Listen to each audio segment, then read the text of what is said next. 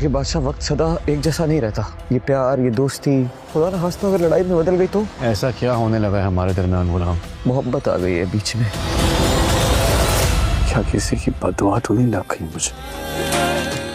कैसा बदकिस्मत हूं ना मैं। सोचा था मोहब्बत करूंगा।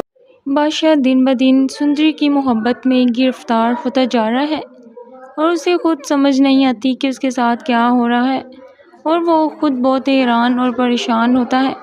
दूसरी तरफ सुंदरी गुलाम से मोहब्बत करती है और गुलाम भी हर वक्त सुंदरी की फ़िक्र करता है, जिसकी वजह से वो सुंदरी को कहता है कि उसे यकीन नहीं आता कि उसे इतनी प्यारी लड़की मिली है।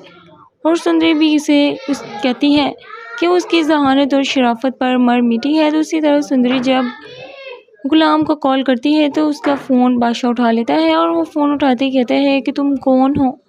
ये सुनते ही सुंदरी बहुत ज़्यादा परेशान हो जाती है। नेक्स्ट एपिसोड देखने के लिए वीडियो को